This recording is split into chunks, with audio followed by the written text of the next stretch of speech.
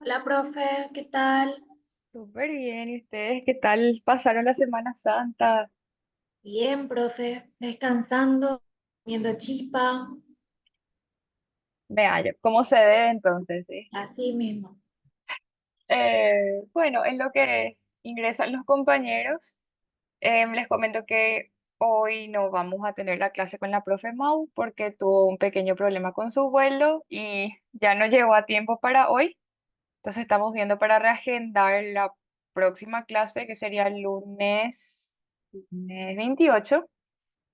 Pero nada, les voy a estar avisando cualquier cosa. Muy sobre la hora nomás fue esto, así que... Pero hoy vamos a continuar con lo que seguía del programa, que es la excepcionalidad en el lenguaje, ¿sí? Entonces ya voy a compartir mi pantalla. Este es... Ahí me dicen si se ve. ¿Se ve, profe? Súper. Bueno.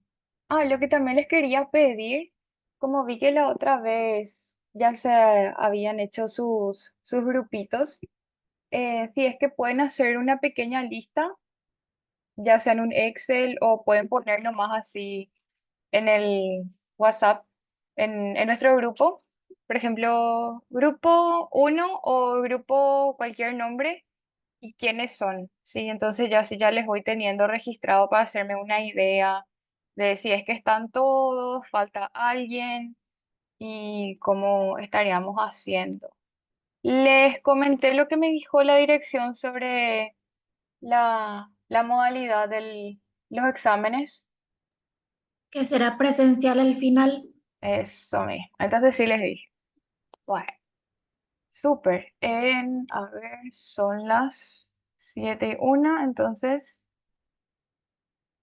vamos nomás ya a empezar de a poco. Como la otra vez también, es lo que está en el libro de Sánchez Escobedo. Es el siguiente capítulo, o sea, el capítulo 6. Y lo que va a estar en esta presentación es muy resumido porque es un capítulo un poco largo, un poco extenso, un poco tedioso también porque hay algunas palabras muy difíciles, pero entonces le hice de esta forma también, más resumida, sí, para que les sea un poquito más fácil también estudiar, pero obviamente les recomiendo que lo lean todo y siempre hay los materiales extras que están también en la plataforma en cuanto a esto. Porque todo lo que tiene que ver con la excepcionalidad lingüística o con la lengua misma, ya sea excepcionalidad o normalidad, es muy amplio, es muy complejo, entonces es una unidad que no se termina y es algo que sigue evolucionando a medida que nosotros las personas estamos evolucionando. La lingüística en sí también cada vez hay palabras o términos nuevos incluso, ¿verdad? Que nosotros como psicólogos les digo, tenemos que estar al tanto a veces de eso, sobre todo los que vamos a trabajar con niños o con adolescentes, ¿sí? Para poder entender qué es lo que se están refiriendo.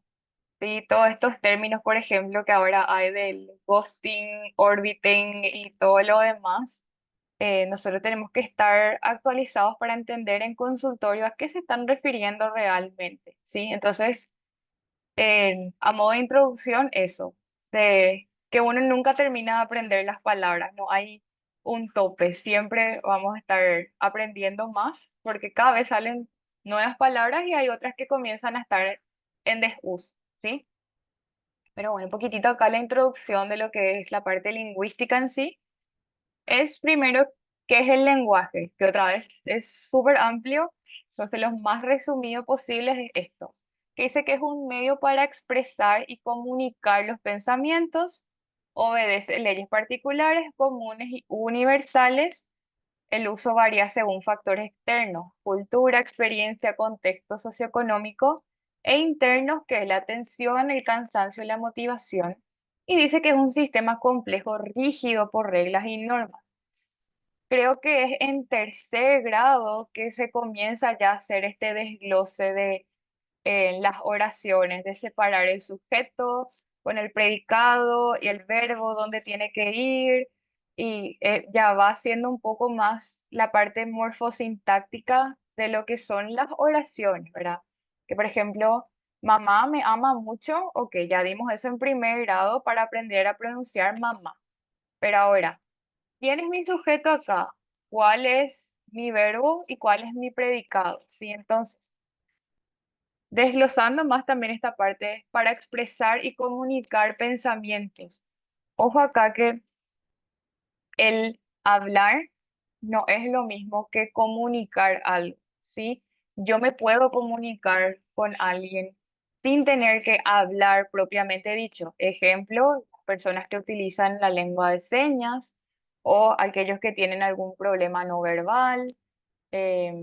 Incluso también, o sea, a ustedes cuando le duele mucho la garganta, en vez de decir, ¿me pasas mi agua, por favor? La haces así, tipo algún gesto. O sea, yo estoy comunicando algo sin estar hablando necesariamente porque estoy expresando un pensamiento que es, quiero mi agua, me podrías pasar esto, ¿sí? Así como también está el otro lado, que hablar no necesariamente es comunicar algo. No sé si, seguro que acá alguno te habrá tenido un lorito de mascota o tuvo un contacto con un loro que, no sé, dice hola, o hay veces que algunos le enseñan a decir groserías o dicen frases nomás, pero este animal está hablando, sí, está comunicando algo, no, porque no está expresando un sentimiento, está repitiendo nada más lo que oye, ¿sí? Entonces, esta es una distinción súper grande que nosotros tenemos que tener en cuenta para entender si es que alguien está teniendo un problema a la hora de comunicar lo que está sintiendo o pensando, o hay un problema en el pensamiento que está impidiendo esta comunicación sea fluida, ¿sí? Cuando dice obedece leyes particulares, comunes y universales, esto quiere decir que no importa el idioma que nosotros estemos hablando, hay cosas que se van a mantener siempre. El tema de el género, el artículo, las conjugaciones, en los tiempos de los verbos y estas cosas, si bien va a variar un poquitito, qué sé yo, el gerundio con esto en español como es en inglés, igual se va a mantener esto de que cuando yo me voy a referir a algo en pretérito, voy a conjugar mi verbo, mi oración, ¿sí? Entonces esto se va a obedecer siempre, ya hay estas reglas preestablecidas. Cuando después dice que su uso varía según factores externos, cultura, experiencia y contexto socioeconómico, acá justo nosotros con los chicos de aprendizaje estamos dando el aprendizaje intercultural. La parte cultura tiene mucho que ver con las familias que son inter o multiculturales. Yo no sé si tenemos acá alguno de descendencia japonesa o coreana, si tenemos compañeros menonitas, porque no les puedo ver sus caritas como para distinguir, ¿verdad? Pero con mis alumnos presencial sí me doy cuenta de eso, de que es muy distinto crecer en un ambiente donde mi lenguaje se ve afectado por el tema de que en el colegio me exigen hablar en español, pero en mi casa nadie habla español, se habla solo alemán, se habla solo japonés. Entonces yo no tengo esta estimulación para mejorar mi lenguaje en el español, ¿sí? Entonces la cultura, la experiencia entran ahí y contexto socioeconómico también va a pisar un poquitito acá por el tema de que en los, vamos a decir, en los contextos socioeconómicos un poco más empobrecidos, se suele hablar un poco de maneras muy distintas o como no hay no hubo un acceso a una educación, a un gran contenido de palabras, a veces se habla de otra forma, incluso aparecen lo que son estas jergas, ¿verdad? O se pronuncian las cosas con cierta tonalidad, ¿sí? Entonces son cosas que nosotros tenemos que tener en cuenta para cuando estamos entendiendo por qué alguien habla de esta manera, ¿sí? Por el acento, por la forma de pronunciar o por algún que otro término que alguien utiliza, uno a veces ya se puede dar cuenta de hacia qué zona es, de hacia qué zona vive. En acá el famoso que a mí siempre me dicen es el acento guaireño. Yo sinceramente no sé distinguir y no sé si tenemos compañeros que son allá, pero muchas personas me dicen que es muy sencillo darse cuenta cuando alguien tiene ese acento, ¿verdad?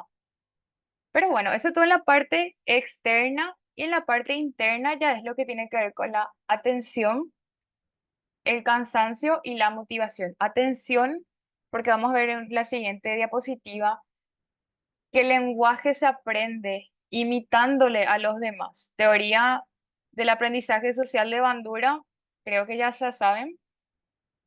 Yo necesito un modelo para aprender algo. Entonces, si es que yo le tengo a mamá que está hablando y a mí me interesa involucrarme en la conversación, a pesar de que todavía yo no estoy pudiendo hablar, soy un bebé, voy a tratar de imitar estos sonidos para sentirme involucrado. Así se aprende el lenguaje según esta corriente. Hay otras corrientes que dicen que, que el lenguaje se aprende de otras formas, pero con la atención se refiere a esto, que si nosotros queremos participar en una comunicación con alguien, participar en un debate, vamos a estar prestando atención primero a las personas que están diciendo y en base a eso involucrar, ¿sí?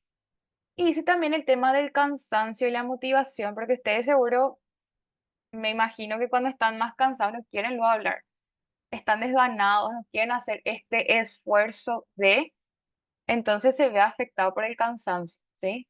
Y la motivación, muy similar a la atención, pero yo puedo estar atento a algo, pero no motivado como para involucrarme en esta conversación que está ocurriendo, ¿sí?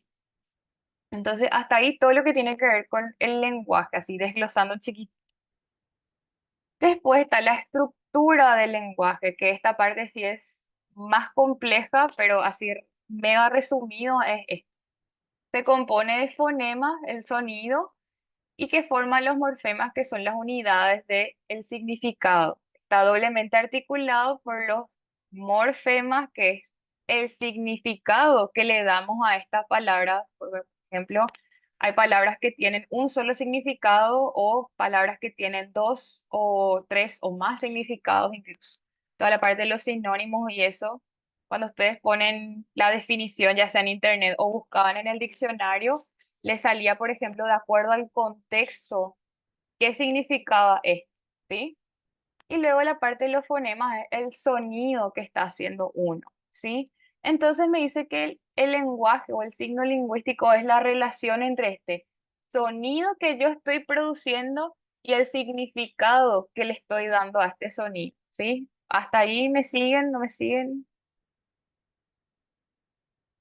Ah,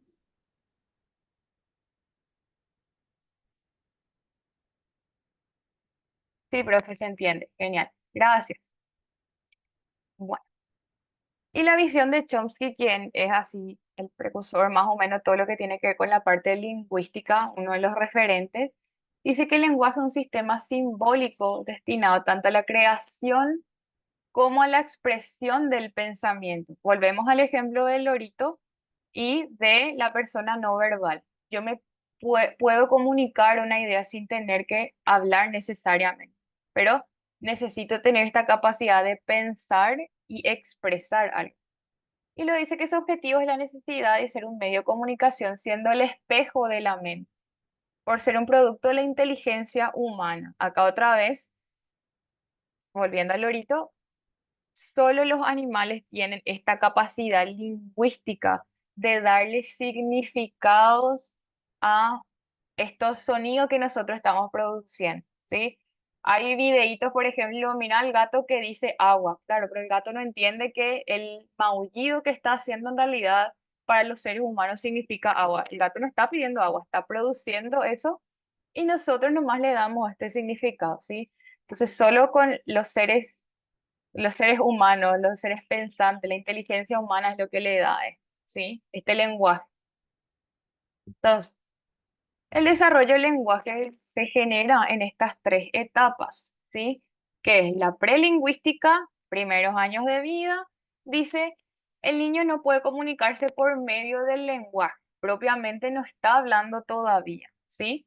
Pero dice las primeras reacciones al estímulo sonoro son de tipo reflejo, cuando se asustan o lloran porque algo les molesta, ahí no están diciendo, ay, me duele mi panza, sino que lloran y lloran hasta que nosotros como mamás, tías o lo que sea entendamos qué es lo que le está pasando realmente. ¿Sí? Entonces, primero es todo reflejo y después comienza este proceso de querer imitar, porque dice luego, la evolución de su respuesta al sonido conducen a localizar la fuente sonora, a experimentar y producir sonidos voluntarios, a imitar los sonidos que escuchan. Primero, todos los sonidos están alrededor, son todos estímulos, pero en los primeros años de vida no logran hacer esta distinción. Ahora, con el tema del estímulo que le decimos, ¿cómo hace el tren? Mira cómo hace el avión, cómo ahí comienza a distinguir, ese es el tren, ese es el avión y comienza a querer imitar, ¿sí? Yo no sé si ustedes acá tienen hermanitos chiquitos o tienen hijos ya, sobrinitos o alumnitos que están en esta etapa, pero es muy interesante ver, por ejemplo, que sí o sí conocen el ejemplo de pararse de frente y les a ver, decir ma, ma, y que te miren acá y a gesticular más para que logren imitar esto, ¿sí? Entonces, si yo antes le digo nomás así, mamá, no le va a llamar la atención, pero cuando me pongo enfrente y le digo esto y le hago gestos y cuando hace, intenta imitar, es como, viste, sí podés, mi amor, es como que ese refuerzo positivo, si es que nos vamos a teorías conductistas, ese refuerzo positivo le genera cierta satisfacción de que quiere volver a invitar, ¿sí? Entonces, hasta ahí lo prelingüístico. Luego ya está la etapa preescolar donde dice, el aprendizaje en las palabras exige el desarrollo de la memoria auditiva. Ya no es más necesario que siempre yo tenga que estar enfrente diciéndole qué tiene que decir, sino que ya se acuerda ciertas palabras, ya sabe mamá, ya sabe papá, ¿sí? El niño alcanza el dominio del lenguaje para utilizarlo en comunicación social y en el aprendizaje escolar. No es un nivel de lenguaje súper refinado aún, pero ya es lo básico. ¿Sí? Para defenderse. Y dice la palabra oral es una señal que reemplaza los objetos físicos y eleva los objetos tangibles a nociones abstractas del pensamiento. En vez de que yo tenga que ir, no sé, quiero mi merienda y en vez de que me vaya a agarrar mi biberón y le ponga así a mi mamá, ya le voy a saber decir, merienda, leche, ¿sí? Ya no es necesario que yo le muestre el objeto que estoy queriendo o simplemente mostrarle, sino que ya hay esta parte de la abstracción de este pensamiento, ¿sí? Volvemos a la teoría de Piaget y coincide un poquitito todavía con la parte operación concreta, pero elevándose un poco más ya hacia la operación abstracta, ¿sí?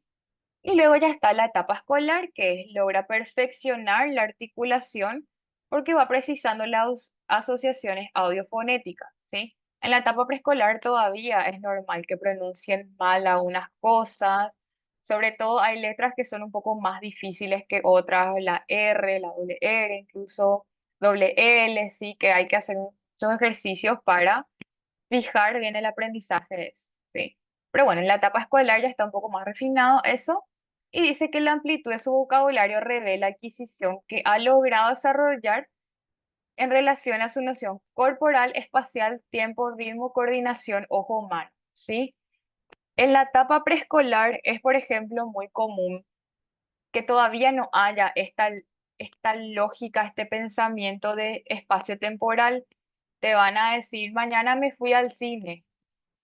Y vos le decís, no tiene sentido. Ellos saben que la palabra mañana es en algún día y capaz ayer se fueron al cine o hace varios días ya se fueron al cine con su papá, pero no hay todavía esta dimensión del tiempo, el espacio y las conjugaciones sobre todo, ¿sí? Entonces, es muy normal que en la etapa preescolar tengan el conocimiento de las palabras pero no entiendan aún muy bien en qué contexto o en qué formatos utilizar, por ejemplo, mañana, ayer, pasado mañana, el jueves, el lunes, ¿sí?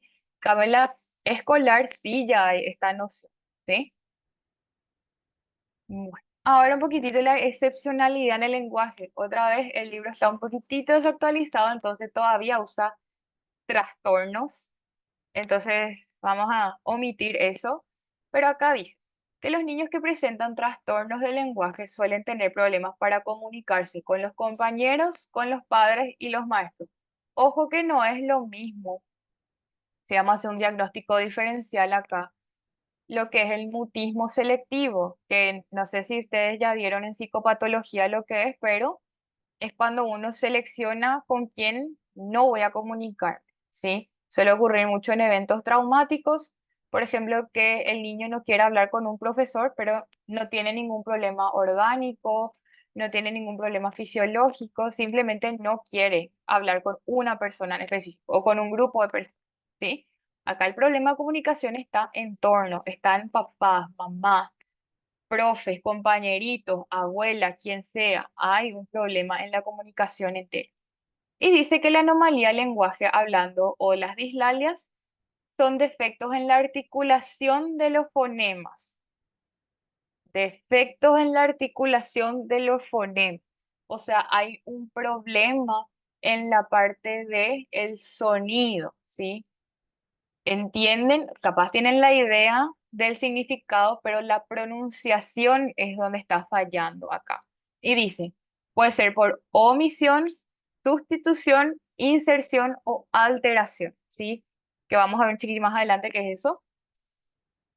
Y dice que puede obedecer a causas funcionales, orgánicas o sociales y que pueden repercutir en la escuela y en el desarrollo general, ¿sí?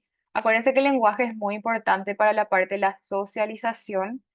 Entonces, no es raro que alguien que está fallando en la parte del lenguaje comience a tener problemas en la parte social e incluso en la parte académica propiamente, ¿sí? Las características principales de la excepcionalidad del lenguaje son estas. Problema del lenguaje que afecta la comprensión del significado de las palabras, dificulta la interpretación de las instrucciones, conversaciones y lecturas. Estas dificultades también interfieren en la expresión verbal de las ideas y los conocimientos. La discapacidad del lenguaje son desviaciones significativas en el grado, calidad, cantidad, tiempo o ritmo del lenguaje, ¿sí? Nosotros como psicólogos, psicólogas o profes de grado en esta etapa escolar, vamos a tener que hacer mucho énfasis, por ejemplo, en las materias de castellano, el de hacerles leer en voz alta o que practiquen una y otra vez ciertas palabras, o redacción creativa y redacción práctica, ¿sí? De formular oraciones o crear un cuento en base a, porque estas son formas en que nosotros podemos no diagnosticar propiamente, pero sí ya como podemos darnos cuenta de que algo está fallando en estas áreas. ¿Sí? Cuando dice discapacidad del lenguaje, desviación significativa en el grado del lenguaje, la calidad del lenguaje, ¿sí? Cuántas palabras está pudiendo decir o si tiene un lenguaje quizás de correspondiente a alguien de primer grado cuando ya está en cuarto grado, todavía, o sea, no está adquiriendo muchas palabras, ¿sí? La cantidad del lenguaje, el tiempo y el ritmo también es importante darnos cuenta porque ahí tiene que ver la parte de todo lo que damos en redacción práctica, el uso del punto final, el uso de las comas, los dos puntos, ¿sí? ¿Dónde tengo que hacer mi pausa? ¿Sí? Todas estas cositas, e incluso también la tonalidad que uno utiliza a la hora de leer, ¿sí? Entonces dice, implica una deficiencia persistente en la habilidad para comunicarse de forma interpersonal, ¿sí? Las ideas están bien acá, pero el comunicar es donde estoy teniendo problemas. Entonces, etiología, que estos son grupos grandes nomás, ¿sí? Hay un montón de etiologías, son muy variadas, pero suelen caer dentro de estas categorías. Primero, el más conocido, causas orgánicas, que dice lo, la producción del lenguaje interviene en una gran variedad de órganos diferentes del sistema. Cualquier anomalía o lesión anatómica en estos puede originar un trastorno del lenguaje. O sea, para el lenguaje se utilizan los músculos de acá, la dentadura, la lengua, los labios, ¿sí? Si yo tengo labio leporino o el paladar hendido, la lengua es muy corta, mi mandíbula está muy hacia atrás, hay un problema orgánico, ¿sí? Esto probablemente afecte mi lenguaje porque no está en orden, no están sanos todos mis órganos que necesitan de eso, ¿sí? Las cuerdas vocales, la garganta, el diafragma, todo eso. Ahora, esto sí nosotros podemos detectar, pero intervenir ya no, ¿sí? La intervención de esto ya va a ser un médico que le corresponda del área donde está el problema. Si es de la lengua, si es de la parte maxilar, si es de, sí, nosotros no podemos interferir en esta parte. Ahora, en las causas funcionales, capaz sí, porque dice, los órganos intervienen, se encuentran sanos anatómicamente, no hay ningún problema orgánico, por lo que las fallas funcionales pueden deberse a procesos auditivos, la implantación de hábitos defectuosos, la imitación consciente o inconsciente de errores. O sea, ¿qué es lo que quiere decir acá? Todos mis órganos están bien, pero capaz yo tengo un mal hábito en la parte de la deglución, ¿sí? O al hablar, por ejemplo, yo no modulo bien, ¿sí? Que, o sea, a mí, por ejemplo, de chiquitita siempre me decía eso, abrí bien la boca porque no se te entiende. Claro, porque yo para que se me entienda tengo que pronunciar de esta forma, ¿sí? Entonces, son malos hábitos que otra vez puede ser consciente como puede ser inconsciente, pero se pueden hacer una intervención, tanto nosotros psicólogos como fonoaudiólogos, terapistas del lenguaje propiamente, ¿sí? Y luego está la combinación, que es la causa orgánica funcional, que dice luego que es el daño orgánico, origina una falla en la función. Puede darse en el caso contrario que una alteración funcional origine anomalías orgánicas, ¿sí? Esta parte es un poco compleja, la verdad, de explicar, pero quiere decir que si es que está algo mal conmigo en orgánicamente, ¿sí? Esto probablemente va a hacer que yo tenga malos hábitos. Por ejemplo, si mi mandíbula está muy hacia atrás, ¿sí? No encastra bien, lo más probable es que yo no pueda hacer todas estas gesticulaciones bien como harían otras personas normales, otras personas sin este problema. Entonces ahí se me junta lo orgánico con lo funcional, ¿sí? Así como también la parte funcional puede generar algo orgánico, ¿sí? No utilizar propiamente, a ver, por ejemplo, no quiero hablar, no practico hablar, no quiero hacer las lecturas en voz alta. Entonces yo estoy dejando que mis músculos de acá se comiencen a atrofiar. Entonces ahí estoy generando algo orgánico, pero la funcionalidad es la causa, ¿sí? No sé si me expliqué bien. Pueden confirmarme o no en el chat, ¿Se ¿sí? entiende, profe? Hola. Sí, decime. ¿Se entiende, profe? Ah, vamos bien. Algo que hora es. Ah, ya y media. Bueno, causas ambientales. Lo que les había dicho luego al comienzo, las costumbres sociales, las culturas, la naturaleza determinan esto, ¿sí? Díselo, aprender a hablar el idioma, le enseña su vocabulario, es un producto del ambiente en el que se desenvuelve. Acá tiene que ver toda la parte de el idioma en sí, como también el estímulo que recibe, ¿sí? Si es que los papás o con quien sea que viva el niño o niña le hacen intentar hablar de sí, mamá, de sí, tía, de sí, nombre, luego así constantemente le están estimulando o incluso, no sé, le ponen videos. En mi época estaba Dora la Exploradora, por ejemplo, que era un programa que la nena te hacía preguntas a vos, niño, para que respondas, ¿verdad? ¿Dónde está la casa de techo rojo? Y vos ahí en tu sala le gritabas, ahí está, ¿verdad? Entonces, cuando los papás a veces estaban ocupados cocinando, trabajando, era como que dejaban a la tele de niñera, pero por lo menos estos programas hacían un poquito, hacían esta estimulación. Ahora, por ejemplo, está, el que yo conozco es Plim Plim, ¿verdad? El canal de Plim Plim que le hace también así preguntas para que le respondan, ¿sí? Entonces tiene mucho que ver la estimulación o la falta de que recibe.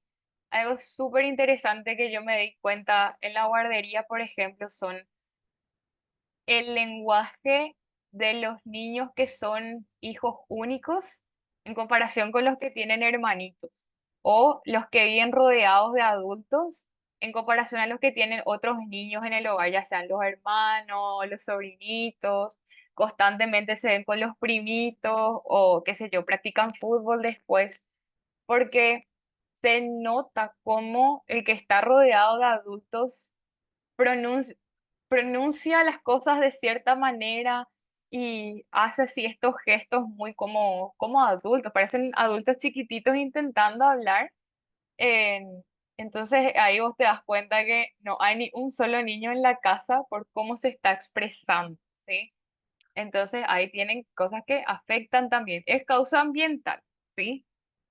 Puede deberse a eso algún problema en la parte del lenguaje, ¿sí? No digo que esto sí o sí significa que le va a afectar, pero podría ser la falta de estimulación o la confusión incluso de estos chicos que tienen familias multiculturales, de qué regla era en chino y qué regla era en español, cuál era en inglés y cuál le puede llegar a confundirse, ¿sí?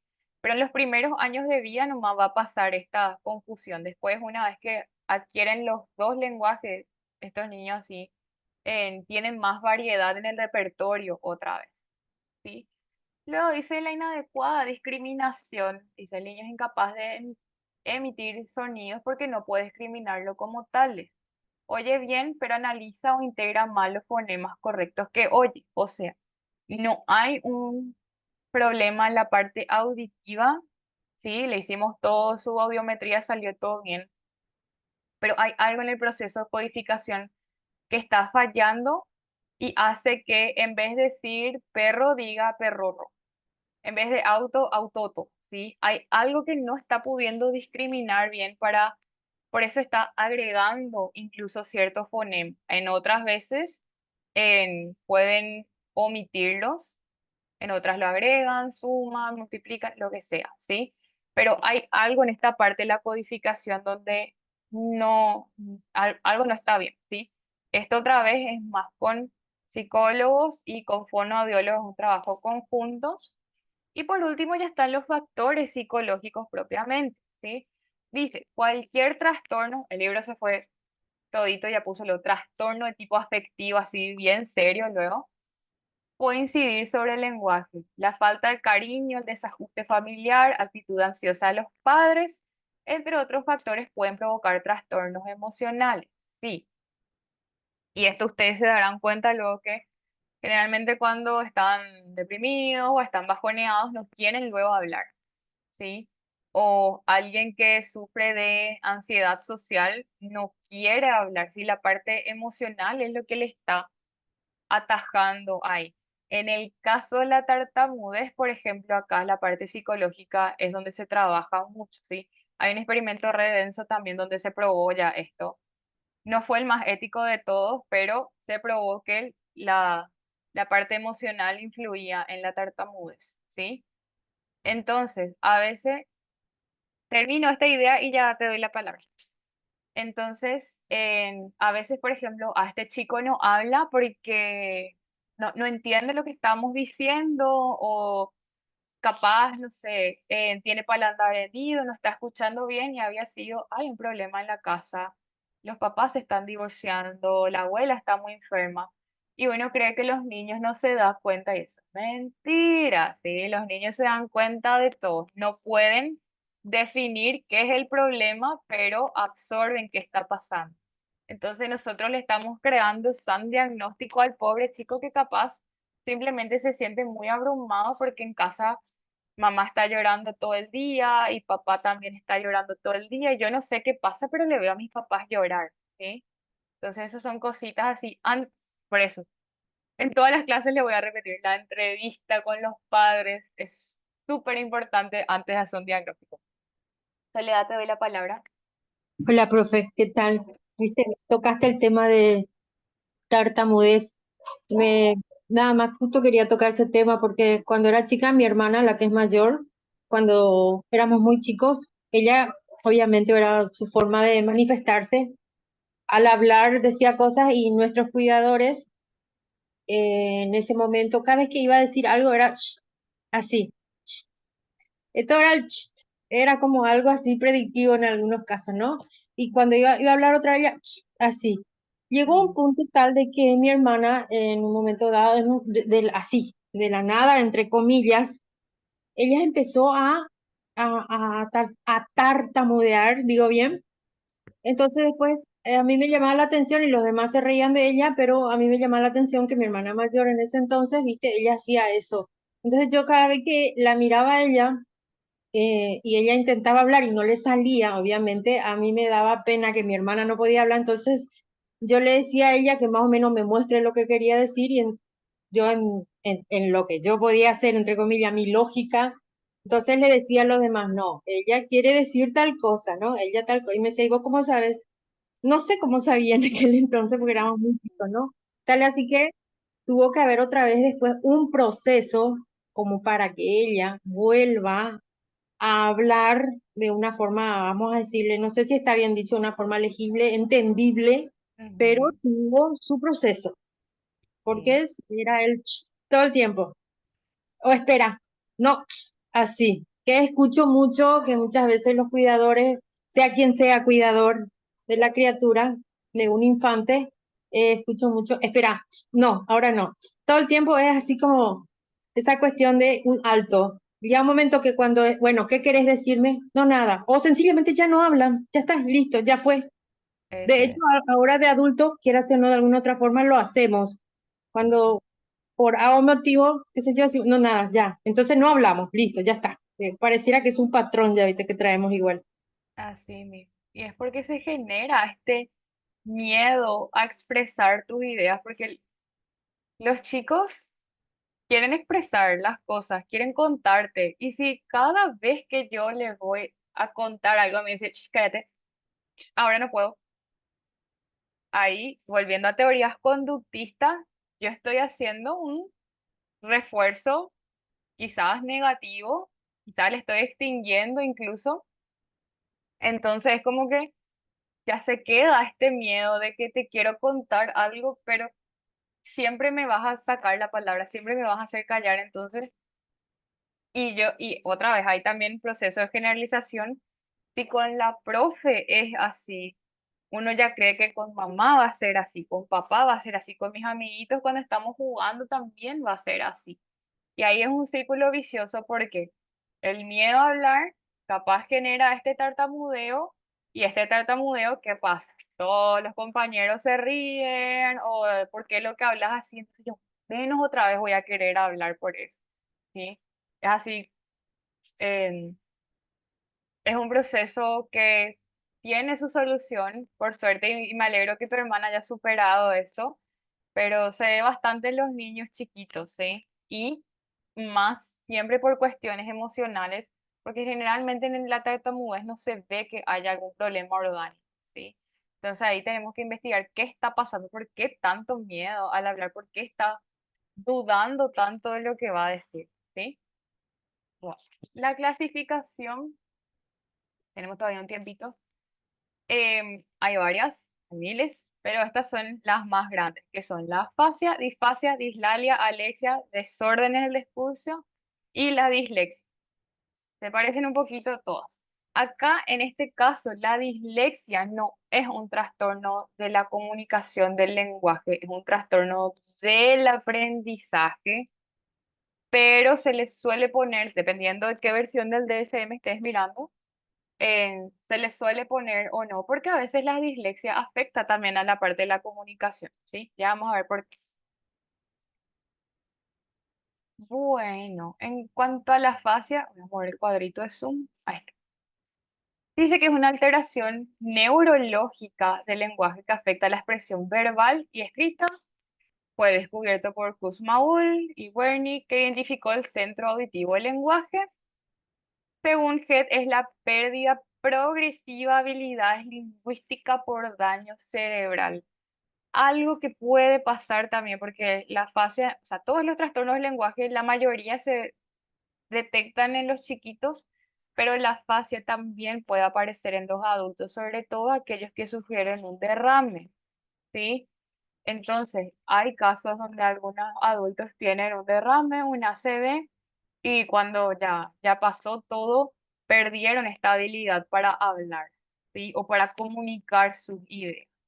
Y ahí es todo un proceso de reentrenamiento otra vez, pero esto es algo que se ve mucho, al menos en los adultos mayores, ¿sí?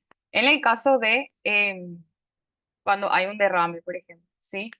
Pero tiene su solución, quizás no van a volver a tener el mismo nivel de lenguaje que tenían, porque la parte del cerebro que se encarga de la lingüística ya está afectada, pero se puede volver a reentrenar un poquito.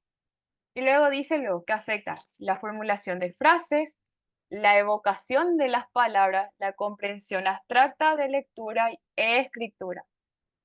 Si nos vamos a la parte, ya que estamos en lingüística, la partícula A antes de cada palabra es ausencia de, ¿sí? Entonces, acá quiere decir ausencia de y fascia, van a buscar después como tarea qué es lo que significa, ¿sí? Porque después tenemos lo que es la disfasia.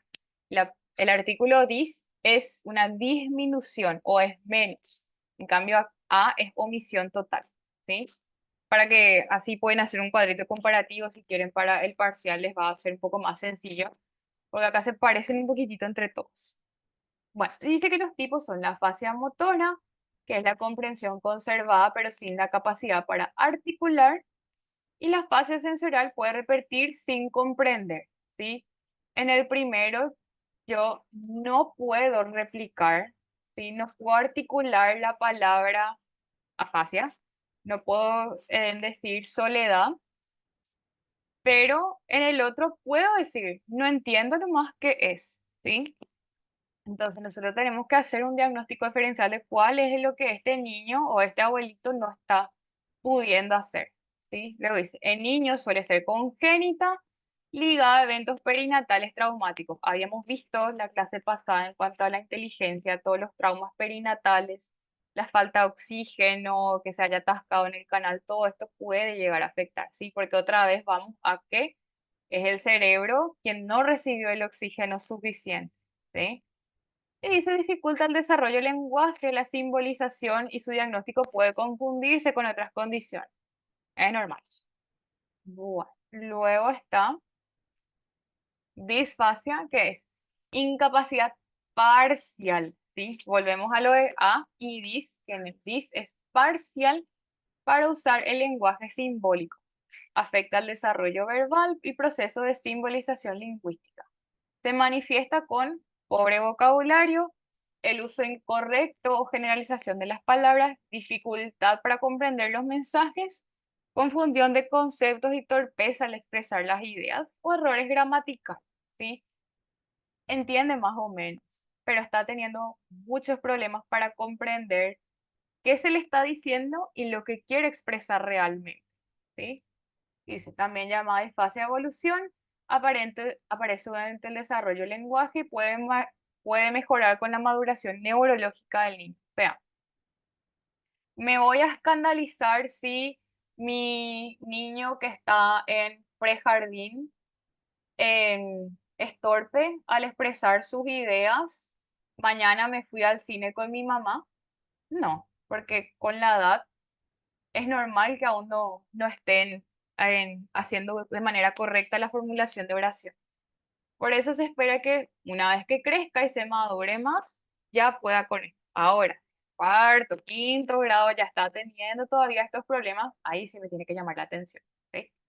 Bueno, volviendo a la partícula A, lo que es la alexia, dice síntoma de la afasia que consiste en la dificultad para comprender el lenguaje escrito, es decir, incapacidad para entender las palabras impresas a consecuencia de una lesión cerebral. La afasia, como ustedes van a buscar, espero que todos busquen qué es lo que significa la parte de fascia, ¿sí? Es el lenguaje en general. Acá la parte lexia es lo que tiene que ver con la escritura, ¿sí? Por eso esto, la alexia se da en la fascia también, ¿sí? Está ahí, no sé si me siguen, ya pueden ir poniendo sus nombres en la lista también de asistencia antes de que termine la hora.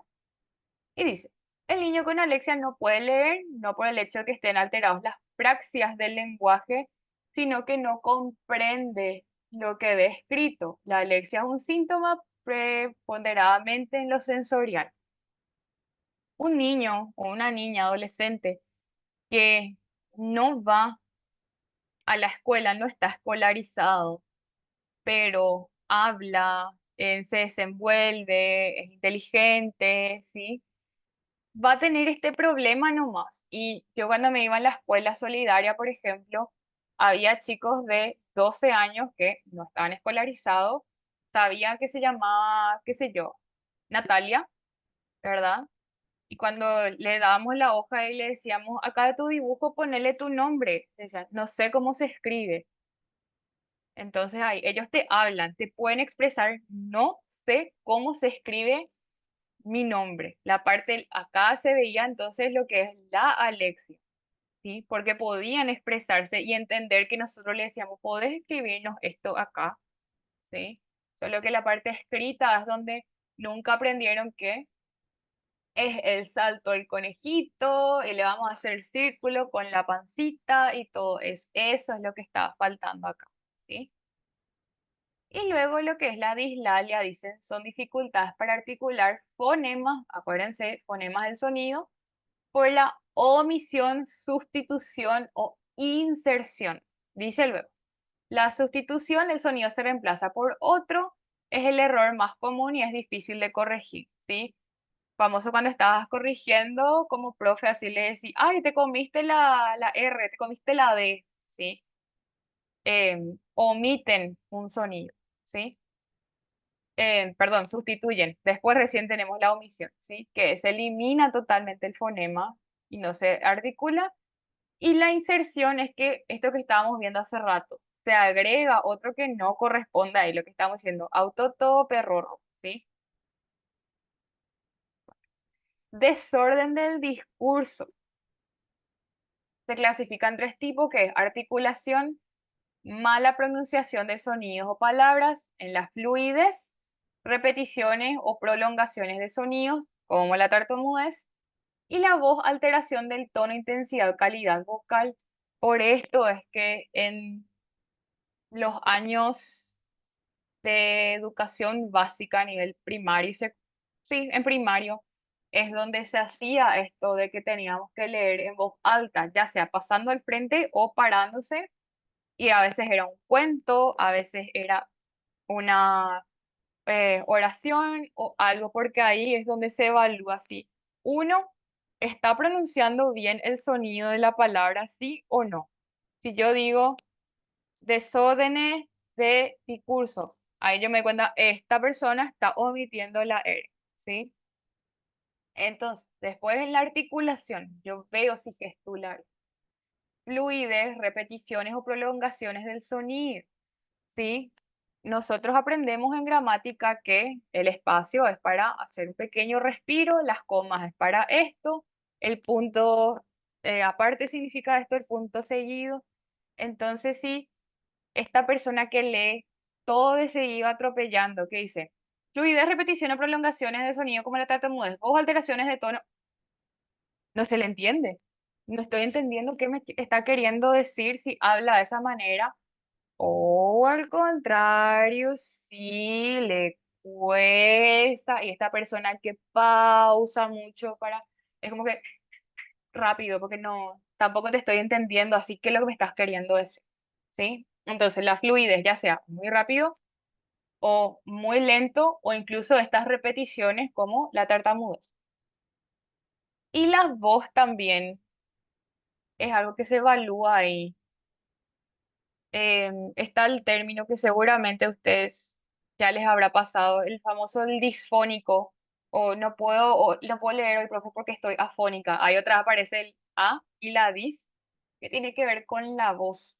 Si yo le estoy haciendo leer y me está leyendo, pero para él mismo nomás, yo le tengo que decir, yo no te estoy escuchando. No sé qué me querés decir, levanta la voz, ¿sí? O algo que nosotros siempre nos decían en el colegio era así, imagina que estás en un auditorio y se fue la luz, te quedaste sin micrófono, entonces vos tenés que elevar la voz para que el auditorio te escuche, ¿sí? Esto se ve mucho, por ejemplo, con los niños cuando son muy chiquitos que te hablan gritando, ¿sí? Porque aún no modulan el tono de voz. A veces están muy emocionados y te gritan básicamente, y hay otros que, por el contrario, hablan para ellos mismos y ahí yo no entiendo qué ideas vos me querés comunicar si no te puedo escuchar, ¿sí? Bueno, ya es y 50, termino esta diapositiva y ya les dejo ir. Pero dice, todos dificultan la correcta articulación del lenguaje, pueden generar desgano al leer o participar o responder oralmente, y el tipo de desorden determina el impacto en la lectura oral y en la expresión verbal. No sé si hay todavía en los colegios, en mi época había algo que se llamaba declamación, donde precisamente se aprendía y se mejoraba esto.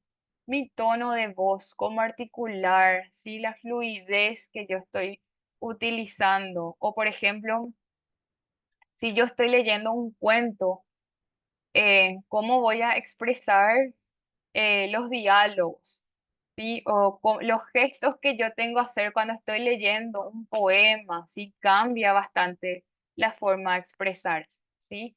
Entonces, esto se puede solucionar, ¿sí? Esto incluso también hay cursos de oratoria donde se solucionan esto porque hay algunos adultos que desde muy chiquitos tenían esto y lo arrastraron hasta esta edad más adulta donde quizás no está muy bien visto que un profesional tenga estos problemas, ¿sí? ¿Cómo vos vas a defender tu tesis si tartamudeas? ¿Cómo vas a exponer tu presentación o tu trabajo en el Congreso si hablas y no se te escucha ni con el micrófono? ¿Sí? Esto tiene su manera de recuperarse, de entrenarse, ¿sí? Bueno, falta todavía bastante, sí. Entonces, vamos a dejar hasta acá y les voy a avisar si tenemos o no con la profe Mau el lunes o si seguimos con esta parte, ¿sí? Hasta ahí quedó todo claro.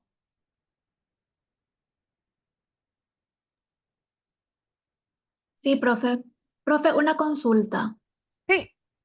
En una parte mencionaste a las criaturas que de repente a la hora de hablar no pueden modular, por ejemplo, ciertas no les sale. Por ejemplo, mi sobrinito tiene 3 añitos Ujú. y no le sale la R, por ejemplo. Es decir, en vez de pronunciar la R, L.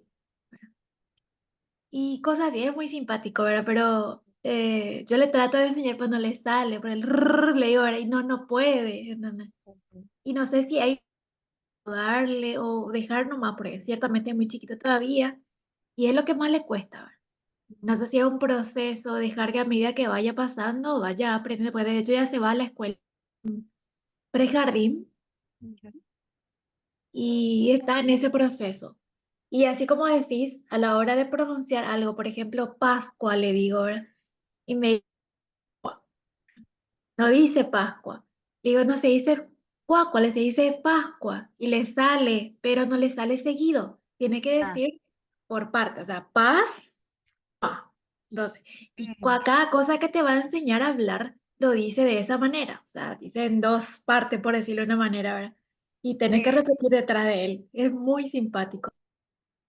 De hecho que en la parte de intervención, justo uno de los ejercicios es eso, porque a veces así como si Pascua es un poco largo para la edad en la que él está, entonces es más sencillo el separar en sílabas y después a medida que va madurando ya va a juntar. Sí, entonces, es algo que se hace, es un ejercicio. Por eso también en comunicación oral y escrita se hace los ejercicios separar en sílabas y eso para que Creo que vayan a... en la escuela se les enseña así, por ejemplo, hablar mamá, ¿verdad?